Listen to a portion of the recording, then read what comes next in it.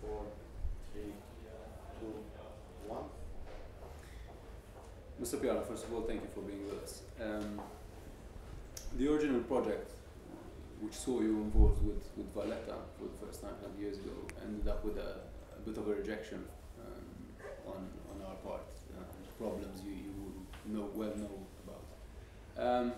What brought you back to this project? You know, it's not very rare for an architect to be involved in the scheme that goes away, then comes back 20 years later. I have plenty of examples. It's complicated. I mean, an architect is, unless you are trying to get a job at any condition, I mean, what happens is that you try to give a sense to what you do. So when that sense goes away, then you give up. But a long time ago, it wasn't the right moment to do that scheme, probably. Mm-hmm. But that was 20, 25 years ago. Yeah. So now I came back because I love that island in the middle of the Mediterranean Sea. I love Mediterranean Sea. I think it's a great. It's not really a sea. It's like a cosmic soup in which I've been consuming for centuries and centuries. Different culture. I mean, it's so rich. It's really incredible. It's actually full of sounds, full of smell, full of everything. Yeah. It's really a little pond, but it's so rich and right in the middle you have Malta. And Malta is magic for that reason. For the history of Malta, I've been working in Rhodos for UNESCO, and I know all the history of the Chevalier going from Rhodos to Malta. And it's a kind of adventure, Malta. That is, I love sailing, I love the sea, I love the idea of those waters so active, so breezy. There are so many good reasons. And also, in the job you fall in love. Even if then 20 years ago, you still love places. And for me, Malta and Valletta, particularly that part of Valletta, the city gate, the ditch, Republic Street, Freedom Square, the ruins of the opera, they remain, for me, trapped in the kind of day-by-day life that was spent on something else, but they were trapped. So it was something that stayed a long time. So when this idea came back, well, it took some time to understand, you're always so busy in doing something. Yeah. I'm like one of those children that keep playing with the sand, and if somebody asks something, you tend not to say, okay, wait a second, I'm very busy here. And so that kind of thing. But of course, the conditions were very interesting. And it's a fantastic project. I mean, it's very good. It's public first, it's public. That is very important for me. It's not, I'm nothing against the private scheme, but the public is more meaningful, it's more interesting. I think you sort of went into this area as you were answering the first question, but so why do you think the first project ended the way it did? Is it because... the first one, I don't remember. Probably it was probably we were not good enough. I mean, the first thing, when things don't work, the first thing you have to wonder if what you have done wrongly. It's never somebody else's fault, entirely. I think some academical attitude was also there from part of people. Probably the budget wasn't clear. Maybe the brief was not clear. The idea to make something that has a very important public value, like the Republic Street, and something of very important public value at the beginning of Republic Street and Freedom Square, and trying to make money by doing something is more commercial is always not easy, because you may have to sell your soul to devil, to be able, I'm nothing against commercial scheme, but in that case, you may actually give too much in order to have not enough. And so this is probably the most important thing this time. The important thing is this time somebody, the Prime Minister and the Minister, coming and saying, we want to do this with our own money. And this must be an expression of civic pride, must be an expression of Malta. So it's about the door, the gate, it's also about the ruin of the opera, what we can do with that. Now it's a long time they are there. And it's also about the new parliament, Freedom Square, that is now a space with not very great quality because it's almost like a leftover space, full of car and things. Yeah, exactly. So this is different. This is different because this is somebody saying, look, we don't have a lot of money. We have enough to do something appropriate, public, of public interest, showing and expressing clearly, celebrating civic pride, desire of people to stay together and to make something public. Why we don't try to do that? It's more clear. Still, I was told it took quite a bit of convincing till you accepted. Is it the case? Yeah, but not really, because it's not because of arrogance. It's again, you know, I'm difficult to persuade to do something for the very simple reason that I'm normally totally absorbed by what I'm already doing. So my commitment to a job is proportional to the fact that I have no time at a certain moment because I'm totally absorbed by what I'm doing. But the good news is that if we finally start to do something, then we do it. Because we love commitment at the end. I mean, architecture is about commitment. It's about professional, but also by moral commitment, expressive commitment, artistic commitment. It's really about intensity. And so once we start, you start. It takes some time, you know. It takes some time because it's not like a superficial. It's not like a face powder, you know. It's really something that must engage yourself emotionally, mentally, creatively, you know. So it took some time, but that's all. That's the reason. So when were you first approached? Sorry? When were you first approached for this second? I think it was something like maybe 1 year ago, right. By the Prime Minister himself, by friends. I have good friends in Malta. Right. Of course, Salvino Busuttil was for a long time the representative of UNESCO in here. I've been working with UNESCO. We have been working together. I mean, of course, Richard England is a good friend. He's a nice person. He's a very elegant person. I think I have friends. I mean, many others. And so from time to time, I got signals. Those signals were very carefully listened. It was not like something, because Malta is Malta and Valletta is Valletta. It's a very important place for me. You know, I'm working in Manhattan, of course. We've been doing important projects in New York, in Manhattan, for the New York Times, for the Morgan Library, now for the Whitney Museum and the Columbia University. And Manhattan is a bit like Valletta, or maybe it is actually like that, because Valletta was there well before Manhattan. Yeah. And it's a kind of a place of intensity. It's cut by like that. It's very strict, very strong, very intense. It's a miracle of nature and human intelligence, Valletta. And the stone is so white, so pure, so everything is so strong, so intense, and the light, the sun, everything, the breeze. So it's something you cannot consider with a kind of indifference.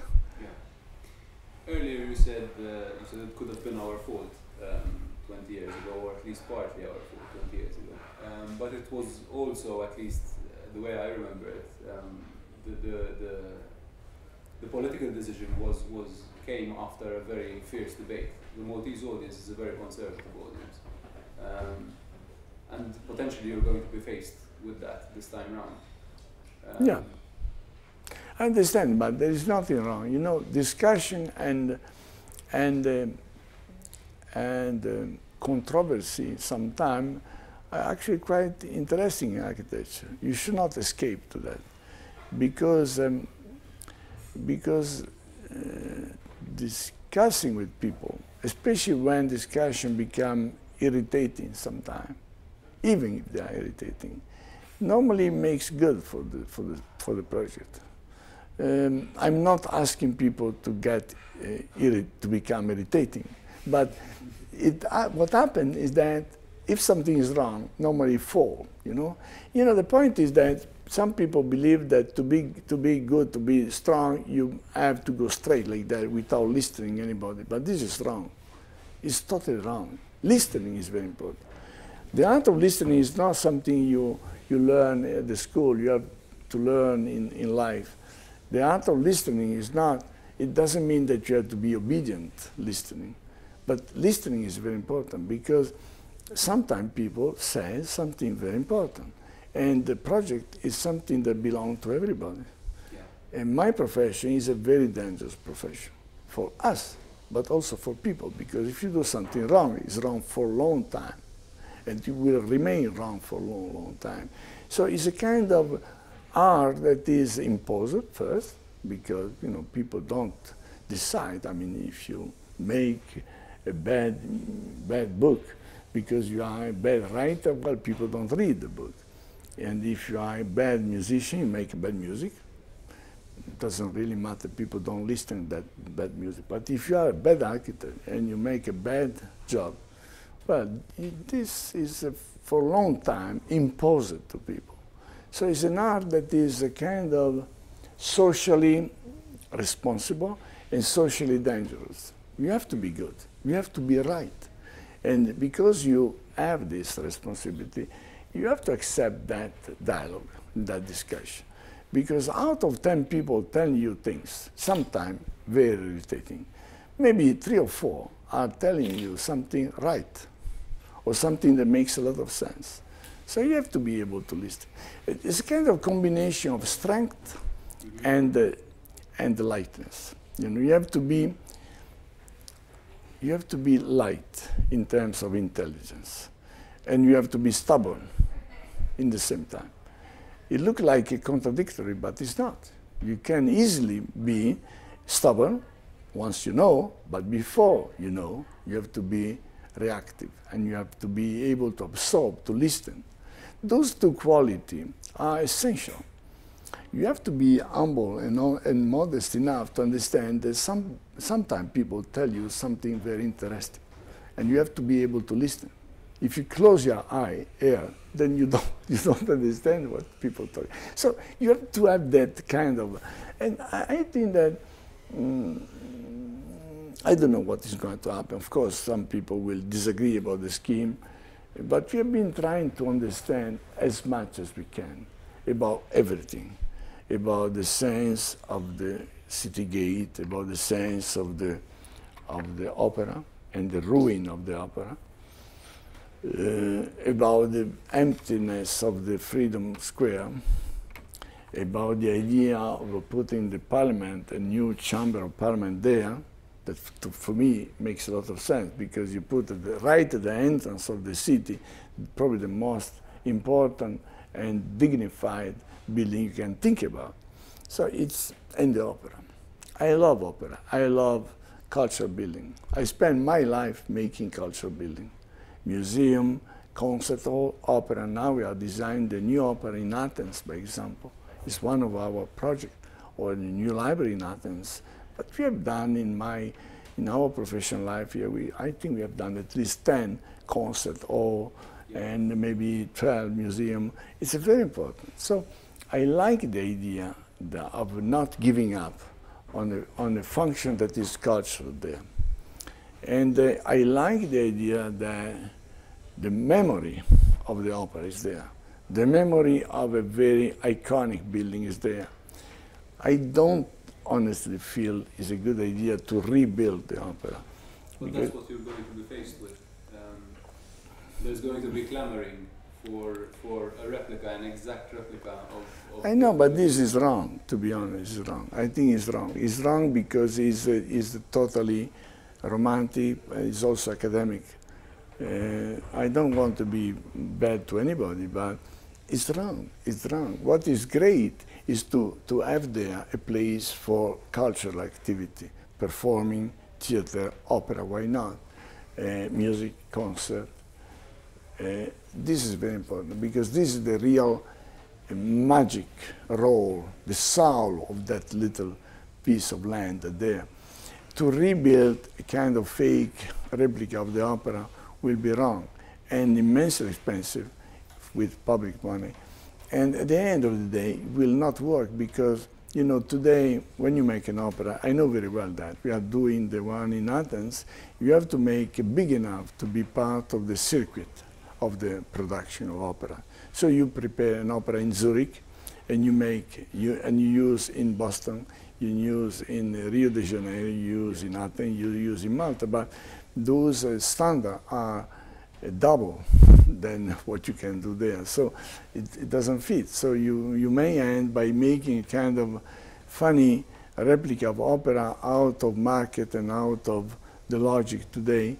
So it may be fake in expression, but also it doesn't work because you have then to pay for an immense group of people working by making opera just for that function, for that building, and not for other. So you can't be part of the circuit. So there are many, many reasons that, you know, I love music. I'm Italian, I love music. I think it's great. I mean, I love opera. But, you know, we can't play beautiful opera there. We are in Malta. We are not in the north of Europe. We're in a place that is normally not that rainy. It's a place where in the good season you can beautifully create conditions of enjoying opera and concert in that location. We keep the soul of the opera. We keep the soul of a public culture building there. This is the essential thing. So we don't steal, we don't take away from something else. It stays there with that noble function that is culture. Cultural buildings are very important in city because they keep away barbarians, you know. Cultural place make the city a great city because this is where the city become a urban place. And urbanity is a beautiful word. You know very well, urbanity is not just belonging to the city, it's also the way to be civilized. I mean, a city as a place of exchange is beautiful. And the reason why a city becomes sometimes beautiful place to be and to exchange, to be together, is because they are rich of cultural places. And so for me, the sacred idea is to keep that piece of land for culture. Cultural center. For culture. But and not an opera house, am I understanding, right? I think that if we do properly our work, and we will spend a lot of money there, we don't want to make little things. We want to make that place like a place where we can create acoustical, light, scenographic condition that belong to different functions, ballet, opera, and all that. The only thing is that this is not going to be in the building with the roof, but this is going to be even more magic. I think this place will be probably one of the most magic places in the Mediterranean area because it's going to be right in the middle of Valletta. It's going to be protected inside the city. It's going to be part of the grid. And, well, of course, you don't have the roof above you. That means that in the bad season, in the rainy day, you don't do anything. But normally what you can do, and I've done that before, you can create acoustical condition, visual condition, even you can actually even work with not just projection, but also holograms. And you can create incredible things. I like this idea of joining past and future, the history and modernity, in a place that is Valletta, and on the ruin of something that was so beloved. So, to be honest, I think that the real sacrilegious thing was to destroy those ruins, to put there some another function, but to keep those ruins by giving them dignity, adding function, adding machine, so those ruins become a modern machine for performing art. I think that's great. That's part of the magic. It's also part of the what I call the civic function and pride of the entire project, because it's about three things that come to the same point: the cultural activity, the parliament, that is not just the parliament, but also public places on the street level that are accessible to the public life of Malta, and the city gate. And the city gate is also about well, certainly not going back to the first door there, because that again become a kind of pastiche. I think it's wrong. I talk for those people that love history. The worst way to betray history is by making fake. It's wrong. It's always wrong, because fake is fake. I think it's more about holding this sense of strength of the walls, in the same time coming back with the bridge to the original bridge that is still there. So because it's there, why not? We can easily, but it's not fake. It's not a replica. Why people were of course, absolutely. We have people in Malta all the time. Today we have a couple of people there working. There were excavations recently which revealed. Yes, to reveal the presence of the old bridge. So I love history. I've been working for UNESCO as a goodwill ambassador for a long time, for 15 years. But I love history when it's real, when it's something you can preserve and you can bring back to life. But when you have to make fake, it's terrible. It's terrible because you don't make a good service to history. So, who is your audience? Is it local or global? The audience?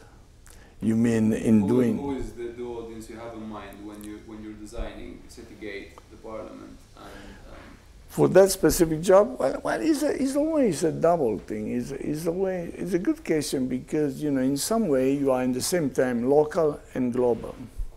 When you do first, Valletta doesn't belong only to Malta. It's a bit like Venice doesn't belong just to Italy. There are places in the world that belong to the history of human being. It's Valletta is part of that, and so you are local, of course, because you have to make architecture that makes sense in that place. Material, proportion, climatic condition, environmental condition, historical condition, the sense of memory. Architecture is a mix of those things. They all come together. It's very funny. It's probably the most complicated profession in the world, because you are in some way you are scientist, you are a builder, but you are a dreamer. You are an artist, you are an anthropologist sometimes, you are an historian, you are a topographer, you have to be all those things together. So because of that reason, of course, you have to be extremely adherent to the local place. And this is the reason why, even before taking my little pencil in my hand, even now, I went back there. And I spent a couple of days there, walking around, sitting here and there and there and there. You have to be local. You have to be local. At the same time, in the modern world, how can you escape to be global? You are global. I mean, not just because you can fly everywhere, but because certain elements are belonging to the entire world. Malta and Valletta are part of the capital of the world. It's a little miracle. Well, you know the history of Malta better than me and the Valletta. It's a miracle. It's a miracle, historical miracle. So and also, as I'm Italian, when I was 18, 19 years old, my real dream was to go away and to come back, and this is what I kept doing myself. When you are born in an island, this is also what you have to accept from people. The joy to go away from the island, to come back, to bring back this idea of being so fortunate to be born in an island like that, because it's a great fortune. It's a great fortune. For me, it's a great fortune. It's give you a strong character. But at the same time, modern life implies that at a certain age you go away. You go away and you come back. You have a kind of double identity, local and global at the same time. I think architecture is about that. And also culture is global. I mean, in the sense that I like the idea that that little space there for, still not that little, because the seat we want to put in the performing center are 1,200. So it's not that small. Anyway, those people will be probably not just from Malta. They will come, they will travel. Because it's part of the magic of Mediterranean Sea. It's part of the magic of a wall that is the one connecting Africa to Europe. It's also the center of where the miracle one day or the other will happen, of those two worlds coming together. There's nothing we can do. One day it will happen. The north of the Mediterranean Sea has what the south doesn't have, and the south has everything the north doesn't have: energy, people, and sun, and the sun and the energy. Yeah. It's evident that one. So Malta, in some way, is a place where I can see in the history of next century so many good reasons to be part of that game. I hope not just in negative terms of immigration and all that, but also in positive terms, to become the place where those two worlds meet in some way. And also, culturally speaking, is part of the history of the Mediterranean Sea.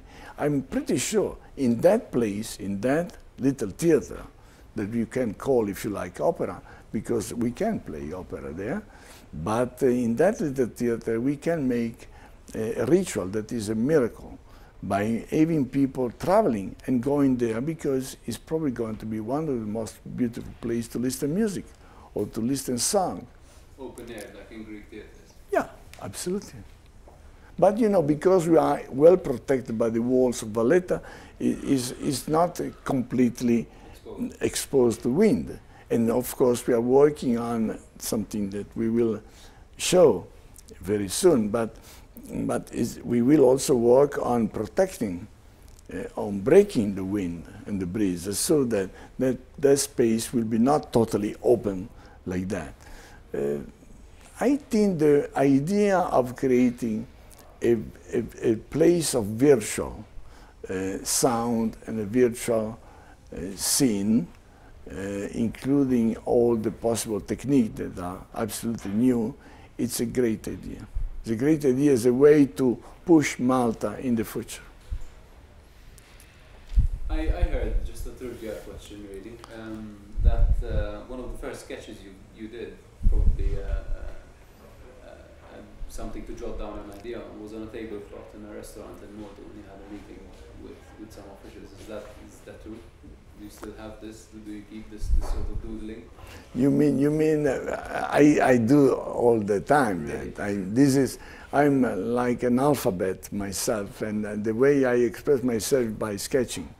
No, I'm joking. I'm not totally an alphabet, but almost. And this is the way I do. I can't stay away from sketching something. I always have a little piece of paper like that, you see, and I always do sketches like that. But it's not because they are not this drawing.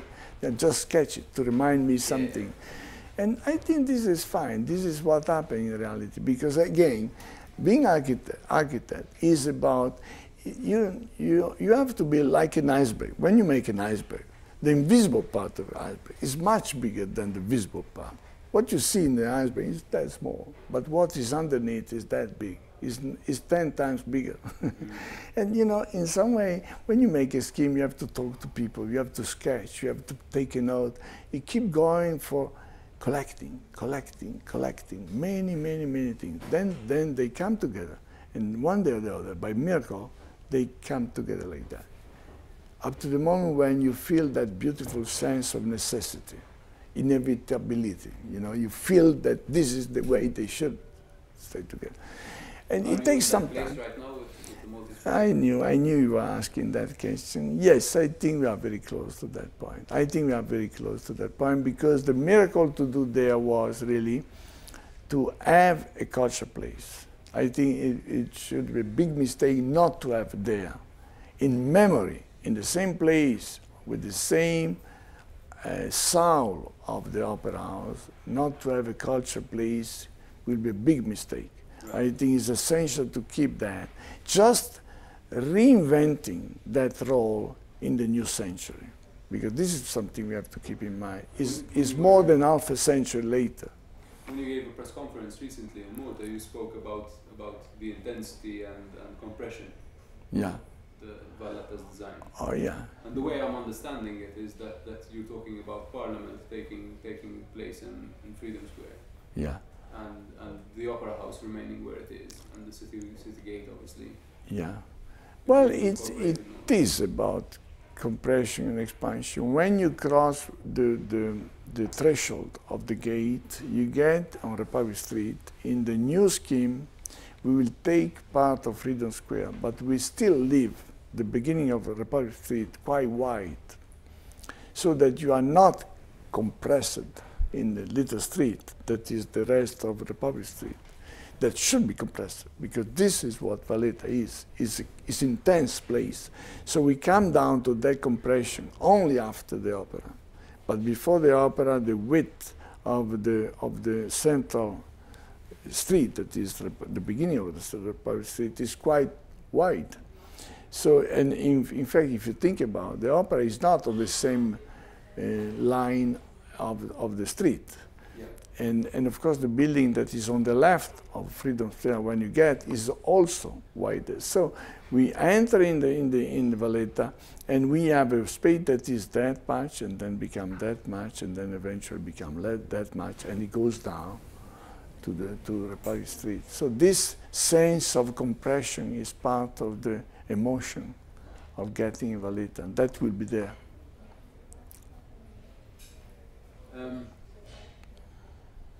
I know that there have been some amendments being done. What's the area being amended without?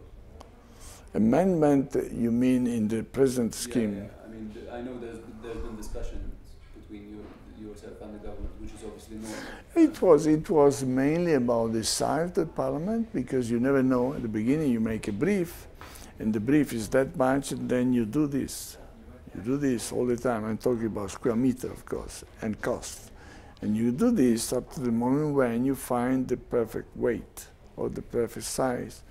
So I think we started a bit too much, and then we became a bit too small, and then, you know, this is not really amendment. This is really trying to find the right proportion, you know, for the parliament. We don't want to make a monumental parliament. This is not the spirit. It's more about welcoming people, about having space that are not hermetic, not inaccessible. We want the people to get inside Valletta and to feel how open and how transparent is the parliament, especially on the ground floor. The ground floor, the building actually fly above ground.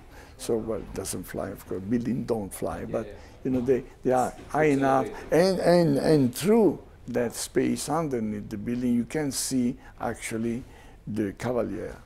That is a beautiful building, and now it's not visible because now is actually hidden by the arcade. So the Cavalier is, when you get in Valletta on the right, is that historical building there that is beautiful, is powerful, it's a kind of strong presence. So we want to make a garden between the new parliament and the Cavalier, and we want to see and to make this garden accessible and visible.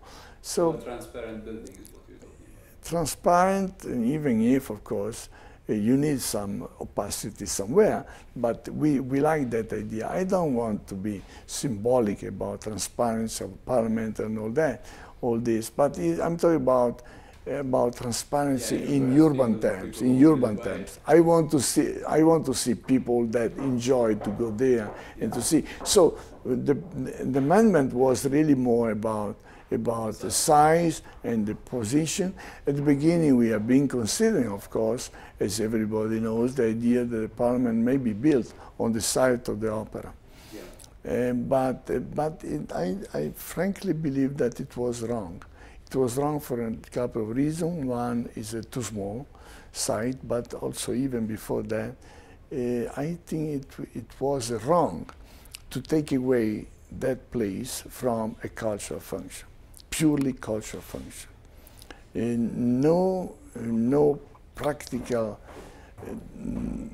need or practical necessity except the pleasure of meeting people around a concert, a song, opera, dance, things like that. They are things that actually transform cities in beautiful places. Those are things happening. And it should happen. We have been happening for a long, long, long time. So it is a good idea. And also the idea that those ruins are beloved. I myself love those ruins. Since 25 years I come and I go from Valletta, I started to love those ruins. And actually this is the idea, that we don't take away the ruins, we dignify those ruins. We actually metabolize those ruins in a building that is much lighter, but is actually almost spiritual in the sense. To keep the ruins themselves? I think we want to keep the ruin, and we want to even work on the ruin, because we have some pieces that are still stuck somewhere else. And we start to know each piece that is still there, and we want to bring back. So everything that is real for me is fine, because it's real.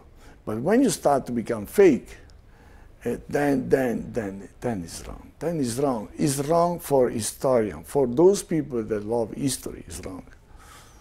My last question ties in with what we were saying at the very end. You said when you were in Malta that what you have in mind, especially for Citygate, it's not just about the beautification of the place, but of giving the place life. Yeah. That will chime with in the minds of a lot of people, because Valletta is pretty much dead in the evening, or very sleepy, let's put it that way. It's true. Concretely, how do you plan? How do you think this will work? How do you think? Well, I think it's about the function that we put in the entrance of Valletta. It's more about that. Someday, one day or the other, maybe something must be done also on the bus terminal there. The truth is, of course, that in the evening, I know very well. I've been there in the evening, in the morning, and then when at 9 o'clock the city wake up. And I think it's more about function that we can put on the ditch. And actually that ditch is by nature a beautiful garden. I think we can probably attract tourists to come up to that point from the harbor. And we can also have a beautiful promenade, you know. And believe me, for some tourists to walk up in the hot atmosphere of Malta in the summer, but in a kind of shadow atmosphere with trees at the bottom of the ditch, and to come up, walking up, and then finally entering Valletta from the city gate, maybe a beautiful experience. We want to put at the ground floor of the parliament function that are public function. I don't think we will put the shops there. There's no reason. The shops are already there. Yeah. I think we have to put there a very dignified, noble activity. We're thinking about library, we are thinking about hemeroteca, that is documentation about the day life and documentation about Malta. I don't want to use the word museum, because museum is by definition a kind of static thing.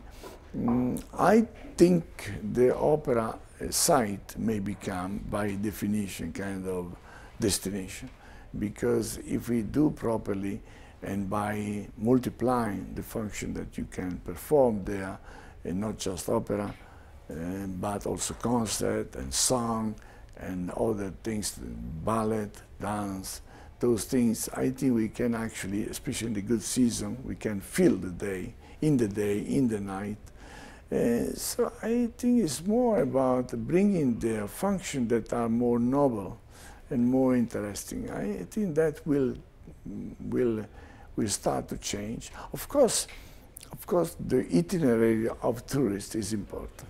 If you can bring back, and this is what we try to do, walking there and then taking a lift that comes up to the right level, and then you enter in Valletta. Entering from there is quite magic, believe me, because you have that beautiful Republic Street going down, then you go down. Every time you cross the street, you turn your head right, and you have the sky and the sea. You turn your head left, you have the sky and the sea. It's magic. It's magic. It's magic like magic is Manhattan. When in Manhattan you are all the horizontal street, you can see the light in the morning, in the evening, and you know exactly where you are. Well, Valletta is more magic because everything is something you can touch. The scale of Valletta is smaller, but every time you cross Republic Street with another street like that, it's a magic moment. It's where you understand the clarity of that beautiful city and where we are. So for me, coming from that direction, going down, is probably going to be one of certainly the most beautiful way to come to Valletta and to visit. Okay? Thank you very much. Thank you. It's a great pleasure.